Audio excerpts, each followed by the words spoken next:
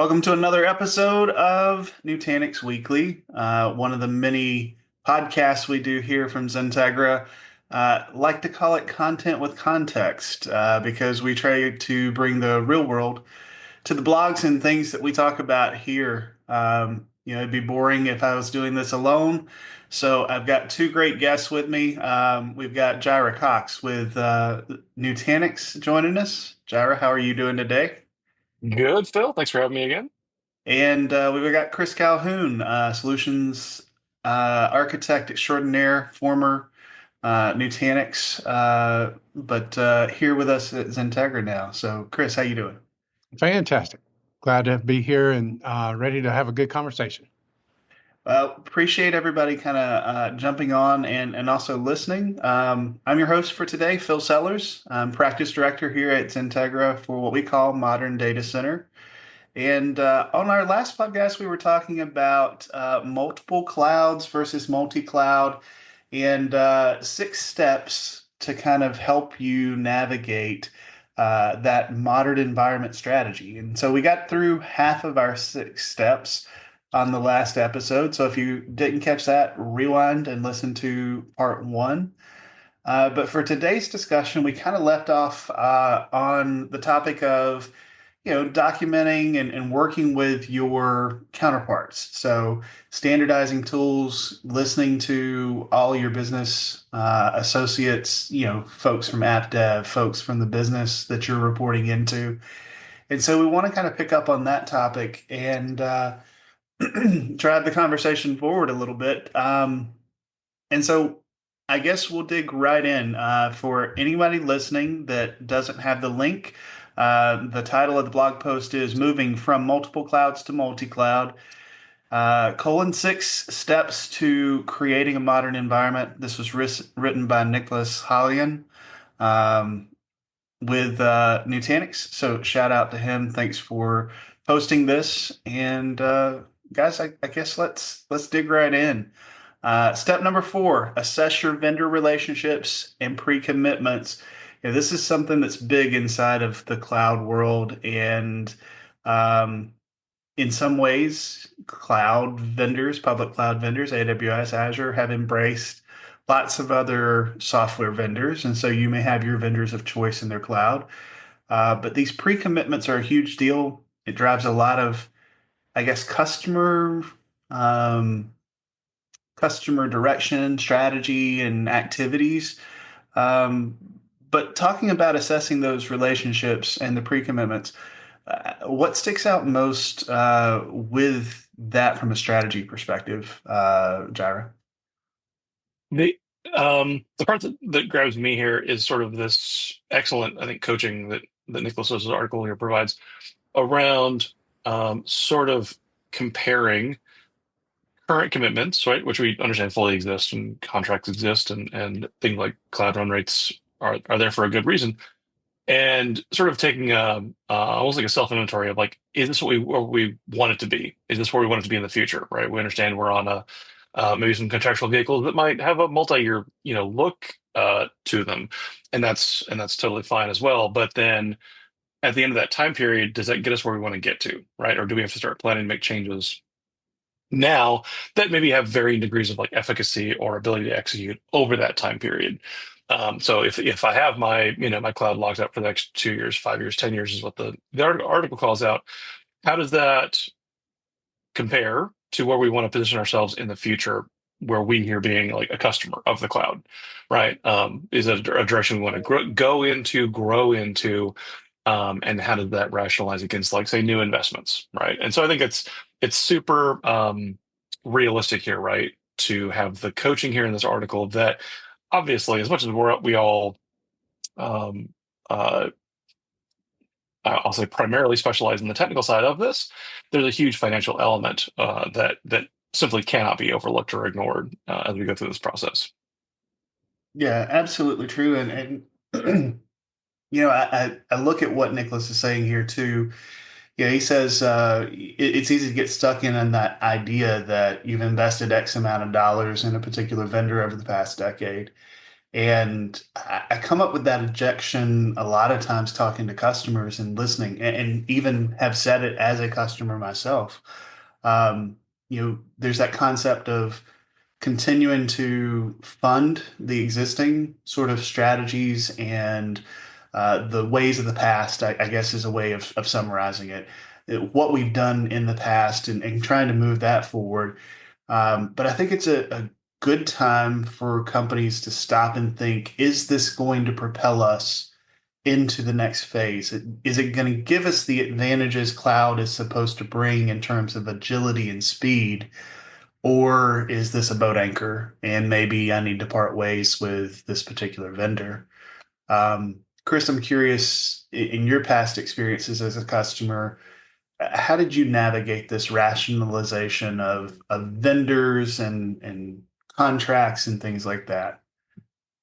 You definitely have to look at obviously the direction, whether it's a short-term 2-year, 5-year, 10 years, like Jirah mentioned, but you also need to, like like you said, again, rationalize where you are in your journey. And that's really what, from a financial perspective, I think that you have to understand is um, it talks about commitment, but it's the commitment both to the business and to the technical direction that you're going. So, and it's one of these where I think folks want to be able to say, okay, snap of the fingers, we're in the cloud now. Well, Mm, no, that's not the case. You have a journey, and along this journey is a transition period, and understanding that in order to get to that end state that Jair mentioned of, hey, we want to be an agile company. We want to have that flexibility within the next 2 years. You have to keep that into a realistic context and understand that you'll be maintaining some of the, we'll say, the hardware that you have in your current data center, and transition that off to now a cloud model. So that period of change is what sometimes is painful for customers to manage those relationships, because you're, and it even says, hey, sometimes you may need to cut your losses with some vendors. Well, cutting those losses and yet telling them, hey, look, we're not going to be able to officially buy any more hardware gear from you, but yet we still need solid support. So you can't burn bridges. mm. And that's something that I had to make sure that I maintained those good working relationships from the hardware vendors that we worked with, knowing that we were open and honest and sharing with them our goals and vision of moving most of the data center workload to the cloud. So strategically, those sales reps knew that they were losing business, but we as a in turn wanted to be good customers and still have those active working support contracts, support relationships. And I think that that's something that's valuable. You definitely don't want to burn bridges. You have to still look at holistically supporting the full landscape of your environment. And I think that that's really key, is knowing that you're looking forward, but don't neglect where you are currently, so that something falls by the wayside that's critical infrastructure. Yeah, I think that's practical advice, right? And that's the value of partnership at the end of the day. If you're partnering with, a reseller or with a vendor partner, you've got that two-lane sort of um, dialogue going on. But we all know that that's not necessarily always the case. And so I think it's practical advice, maybe I don't know, not showing all your cards as you're talking about your internal strategy, because again, you don't want to put yourself in a precarious situation. Um, True. as I think about this too, um, the multi-cloud strategy versus the vendor relationships. A lot of this is also contractual. Jairi, you mentioned this, and I'm going to give us kind of another analogy. It's kind of what we've been doing with large software vendors like Microsoft for years, right? We have large agreements, they include different components. Now we're seeing that inside of the cloud vendors as well, whether that's a commitment in order to reduce, individual costs of different uh, services, or whether that is, hey, try this free, and this is a new service available to you in your agreement. The old Microsoft adage of, these are the additional benefits of your enterprise agreement. We're seeing some of that kind of come into the cloud world too. Um, with those sorts of things on the horizon, it's easy to get stuck or locked in with different vendors. What's the best advice you've got in terms of avoiding that lock-in, and maybe also, as Nicholas is talking about here, not getting too focused on being sold on a roadmap? Last one's huge, right? Kind of comes with the territory of being in software, right? There's always what it does and then what it's going to do in the future. So the best advice I have for that one, right, is have that balancing act of the current state of the product, of any product, right, has to be minimally viable, right? In my opinion, roadmap features should be um, ease of use enhancements, nice to have enhancements, um, but it's probably inappropriate to make almost any buying decision on a future roadmap um, when there's critical required functionality on the line, right? Like best to validate that things behave exactly as you want them to or need them to now. And of course, there's always room to improve, well, quite literally everything in the world of software, right? But be rational with the business and with your vendors as to what are your actual day zero MVP technical requirements. Because honestly, even as someone who receives that from customers, just being honest is a big help, right? Like if it's you know, I cannot buy this until it does X and Y and Z, Mhm. that's fine. That helps us understand, what we need to focus on from a market demand perspective. When how to not waste your time with a bunch of meetings until we can do those things. It's actually refreshing to have that kind of honesty and technical accuracy in a discussion. Chris, I'm kind of curious on your side too. I mean, as you've been on the consuming side of this, what are your thoughts on, roadmap versus reality? I mean, have you gotten caught in one of those situations where you're trying to dig in and it's not quite there yet? Yeah, I definitely think that thinking back in my customer years, you're focusing on planning for a future technology that's not here yet is tough to really lay a foundation for. If hey, we're told second quarter, the feature that you're looking for will be ready and it'll be ready for prime time. Well, that means that it hadn't been tested yet potentially. So those capabilities just in general are something that I think that you've got to be wary of knowing whether you're in an early adoption of the new tech and you're totally bought in. I think that that's got to be a strategy that you plan a solid foundation, not an iffy foundation on. So structurally, I think that you've got to make good sound decisions, knowing that a .0 release, because as us techies know that we sometimes aren't on the bleeding edge or on the cutting edge and looking for more stability. I think that that's where, as customers are making these changes, you've got to understand that this is a first move for many customers that have been diehard data center Mhm. proponents for the past 10, 20, 50 years in their businesses. And so understanding how the model changes, understanding how support changes, um, thinking about, all right, as an engineer, as a manager, as a any role in the organization, how does my day-to-day change with the implementation of a cloud model? And I think that it's a bridge off of your statement around software predictions and capabilities to understanding just what are those capabilities going to be and what are they here now, so that you can parallel what you're doing now to what you're looking to do day 2, day 3 of a cloud journey. And that's something that I think that's got to be realistic, and have those discussions in-house with your teams is really important.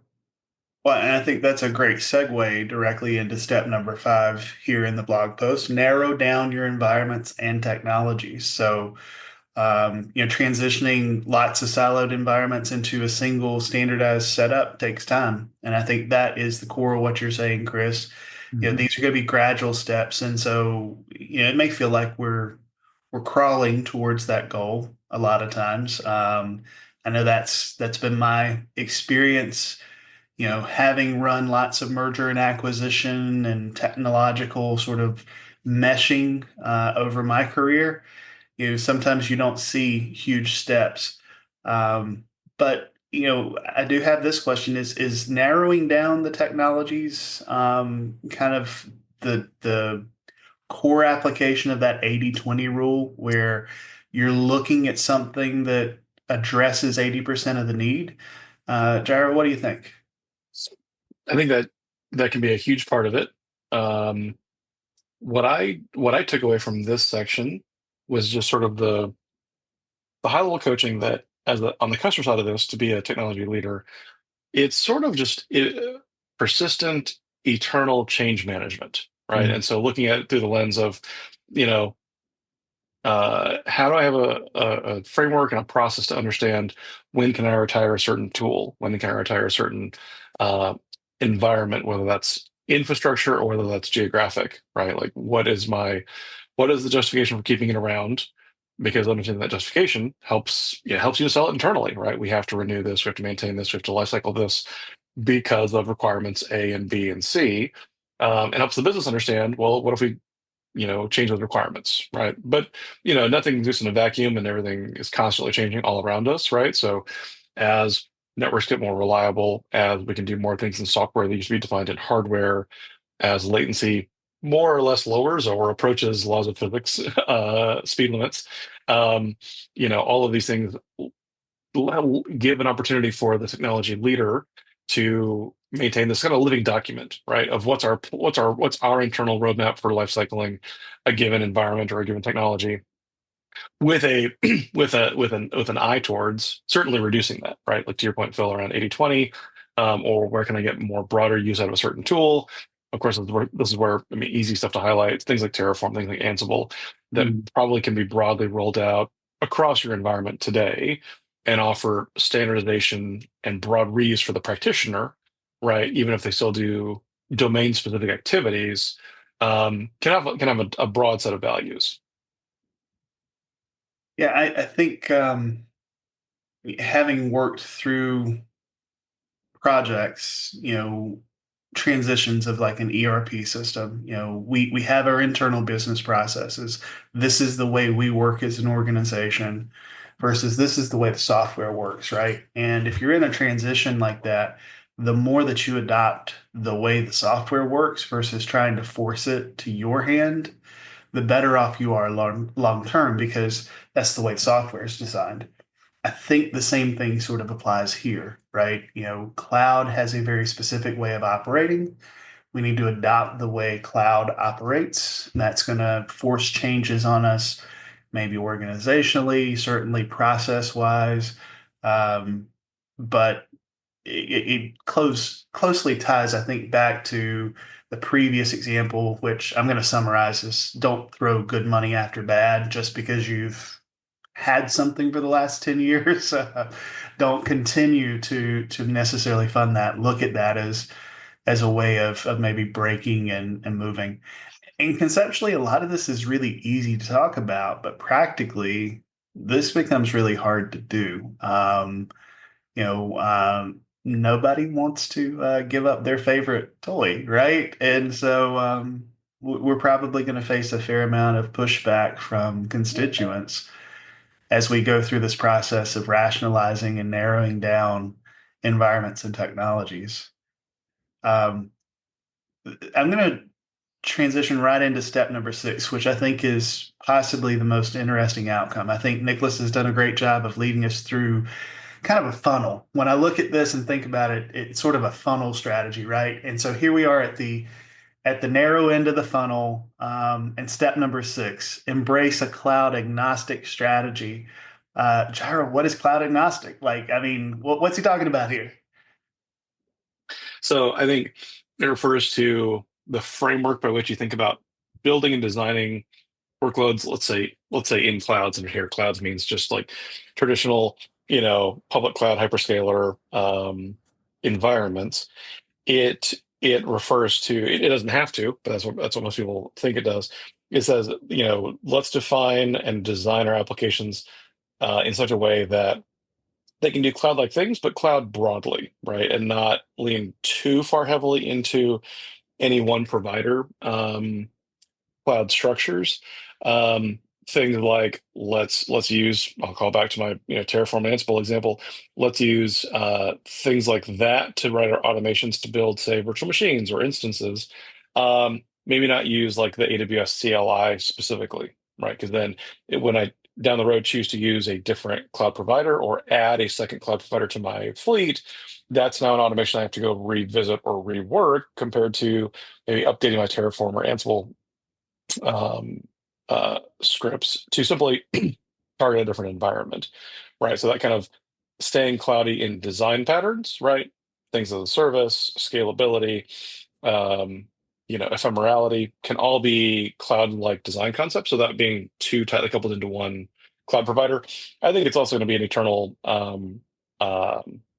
wrestling and or rationalizing exercise with every single opportunity to use something that is like, say, native to only one cloud and is proprietary to one cloud.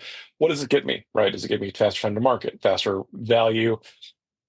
I would take a wild guess. It rarely represents lower cost. It's probably faster turn up, right? Mhm. Faster deployment. Only because things that are as a service, right, have more management baked into the layers of them, right? If I want database as a service, someone else is checking on that VM deployment and that OS deployment and patching the database engine. It's probably not lower cost. It's that I want one of my teams not managing that, right? Or I want it faster, right, as a service.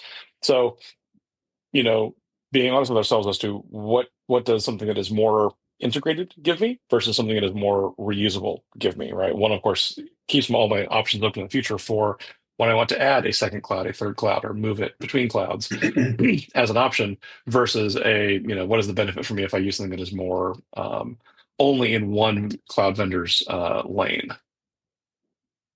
Yeah, I like this. Certainly something that I've advocated for in organizations in the past.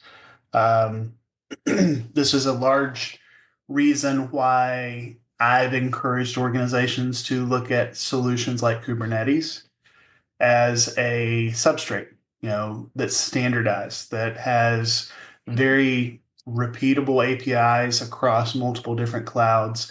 And again, virtual machines and Kubernetes, those are two very common ways of running services in cloud. And then, as you said, for the maybe 20%, the point products that offer competitive advantage or time to value, then adopt those in a particular cloud. But yeah, keep your options open. It's kind of like uh, dating advice. I don't know, playing the field. Yeah, I hate to make that. at the risk of alienating all my friends in the Kubernetes world, I often will be overly reductive and summarize Kubernetes, right, as just it's the most fashionable way to install applications right now, Mm. right? So if you're thinking about software that you write and therefore have to then go deploy, why wouldn't you then consider the most mainstream way to deploy enterprise software nowadays? And of course, yeah, that's certainly Kubernetes. Another thought that I've had on more reflection, right? We've all kind of lived this. Is I think one of the easiest, maybe let's call it a pit to fall into, one of the stickiest areas here to think about how do I stay agnostic versus where should I lean in? Data, right?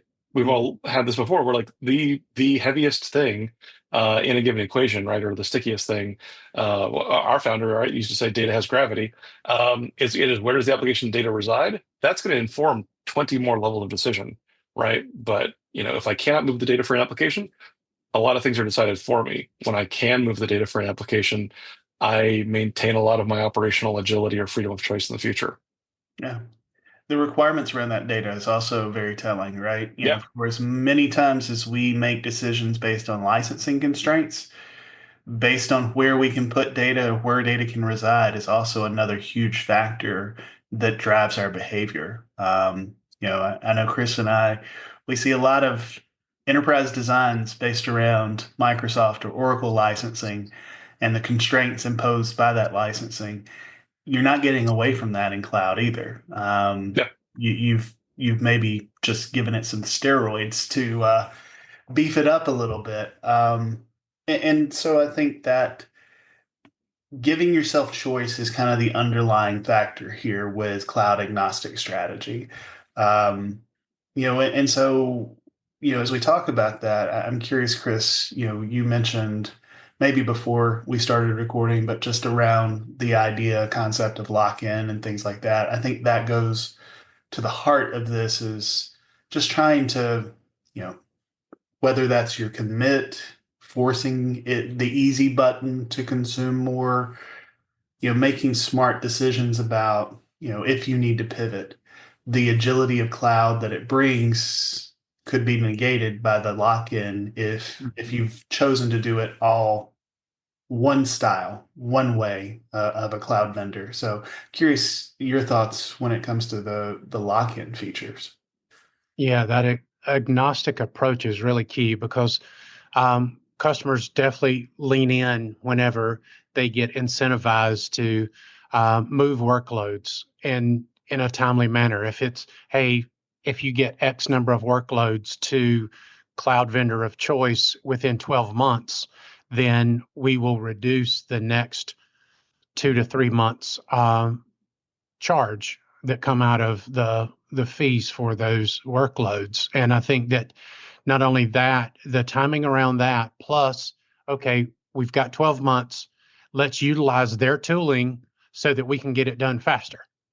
Well, utilizing their tooling is exactly what they want you to do, not staying agnostic.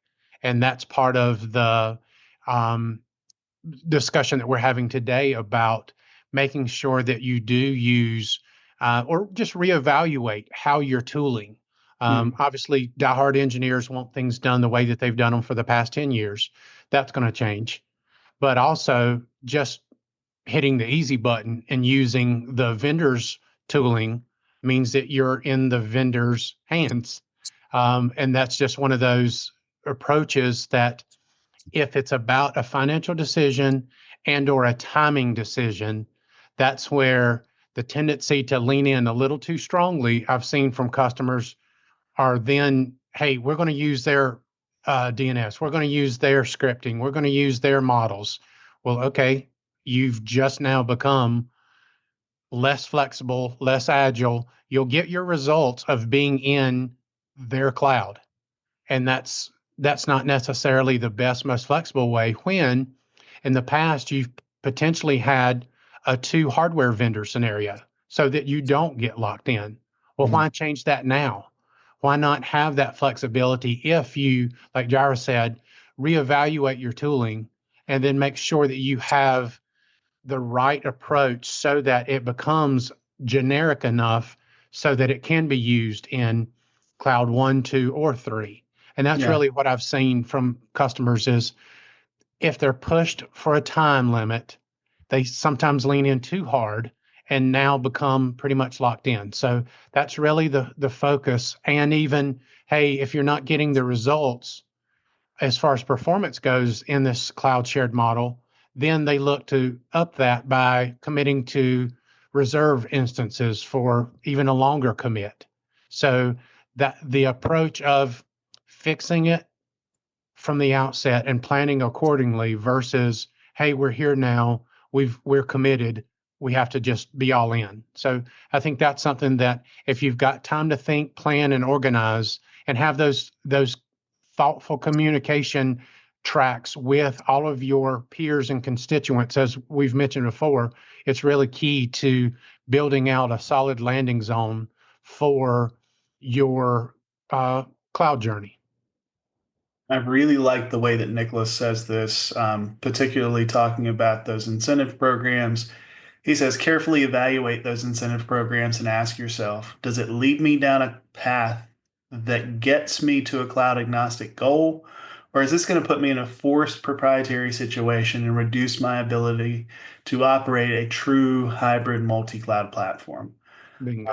I love the way that he says that because if you run it through that simple question, and it's a long question, but it's a simple one, right? Does this simplify things for me, or does it make it locked in, right? Is this agnostic or is this locked in? That simple question could save you a lot of grief in years to come.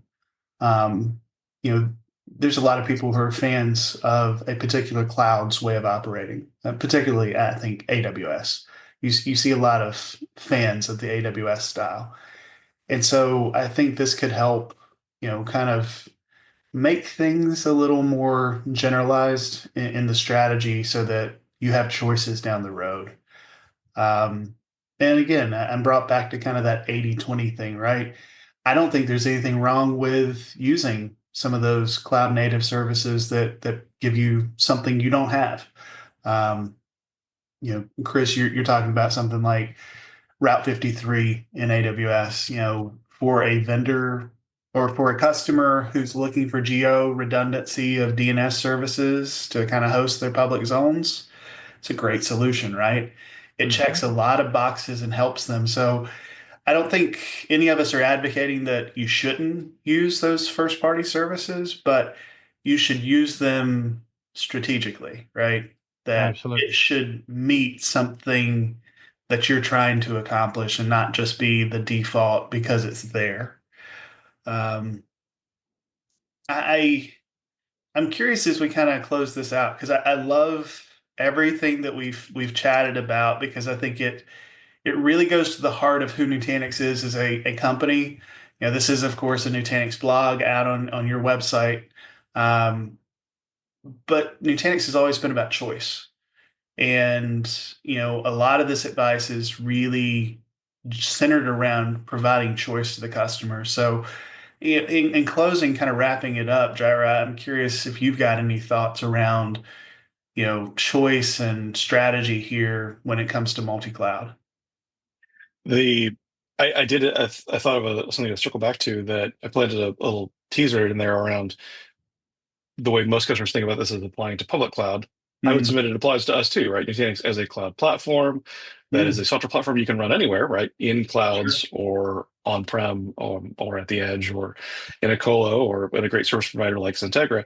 Like as a platform you can deploy and run anywhere, part of this even applies to us, right? There's parts of our portfolio and our tool set where you can get more done faster by using our tooling for it. That of course will be a Nutanix choice.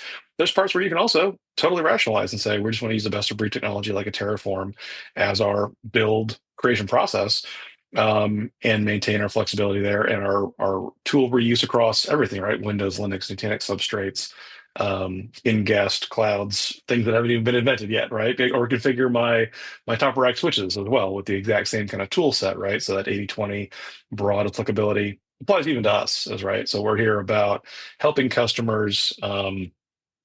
I guess you could say perhaps with like the sort of the geographic nature of cloud, right? Of like it's cloudy wherever you choose to put it. You Mhm. simply just get to draw on the whiteboard. I want my cloud to contain these areas of the world, right? Whether that's truly continental or whether that's my technical world, right? This data center, that data center. I want these to behave and act and look like a cloud to my customers, my tenants, my business partners.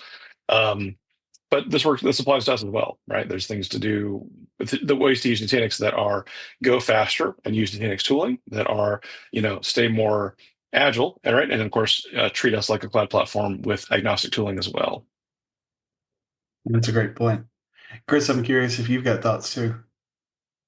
Um, I obviously we're talking about generic, and we've talked about the hyperscalers and the public clouds. But yeah, to Jaira's point, to me, um, a lot of the I guess issues and diversions of some of the decisions that could be made can be simplified with Nutanix in the cloud, let's say.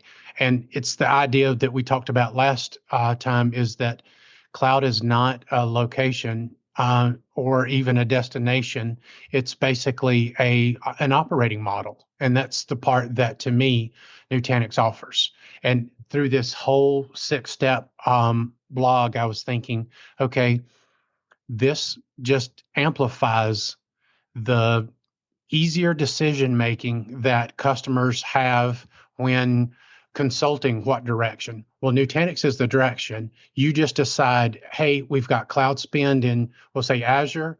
We've got through the ELA, or we've got a working relationship with AWS. Let's continue that partnership. Let's utilize Nutanix there. We've got customers now that are going through a POC, that are interested in advancing their Nutanix capabilities. They've seen the benefit. They've now are recognizing, hey, look, let's use some of that cloud spend and continue the flexibility of allowing, from a business standpoint, that's a global customer, to have that flexibility of, like you said, cloud geographic or cloud specific to the business, as far as the locationing of their business initiatives, whether it's, hey, our apps are all in the cloud, great, or they need to talk back to either US or overseas. That operating model is simplified with Nutanix. They've got the capabilities now, and it's just a matter of extending their efficient use of Nutanix technologies. And I think that that's really key, is the hybrid cloud model gives customers in 2025 that option to be more dynamic. Phil, you mentioned mergers and acquisitions. Obviously, to me, 2025 business-wise, things are changing. Partnering businesses, collaboration, all of that is allowed through technology. And that's because of the flexibility that customers have. So I think as customers do combine, you don't have to use your old 10-year-old thinking strategy of, okay, we've got to rehome all of either old hardware or purchase new hardware. Well, we've got that already in place. We've got the operating model in a software stack with Nutanix that's ultimately capable of all of this and more, with the freedom of the choices you make with their included tooling, or bring your own tools. And I think that that's really the key. Yeah, I will say I like both viewpoints there. And I will loop back to one of the other considerations we talked about earlier today. That's the financial implications, right? And when we holistically think about cloud, including a Nutanix stack, we're really, not to go super geeky, but like we really come back to an API conversation, right? You know, a lot of what cloud is and has been, at least for our developer constituents, is API access to the infrastructure. And so Nutanix as a stack gives us the ability to compete as internal IT with the hyperscalers. And so it could be used and viewed as a competitive advantage. I know we've got one customer, a good friend of mine, who has built out a cloud strategy and is successfully repatriating things at a lower price point and competing with the hyperscalers as an internal service provider to his organization. And so when you start looking at that, you can have major financial shifts powered by a internal cloud stack, internal, holistic sort of strategy that allows you to become cloudy with a chance of sunshine. So hopefully, hopefully that gives everybody some things to think about, right? You know, we've got 6 different points here. It kind of drives towards best advice we can come up with for a multi-cloud strategy. But I think that there's a lot of food for thought as we come out of this episode. I don't think this is the last time we'll be talking about multi-cloud versus multiple clouds, and really it all comes back down to those core things that we covered. You know, it's a simplified way of operating, unified, as opposed to just, for luck of the draw, having points of presence in multiple different clouds. It's all about the intentionality of it. And hopefully this advice helps you start creating that cloud strategy to chart your next decade plus of technology. So on behalf of Jirah and Chris, thanks for listening. Hopefully catch you on the next episode. But until then, have a great day.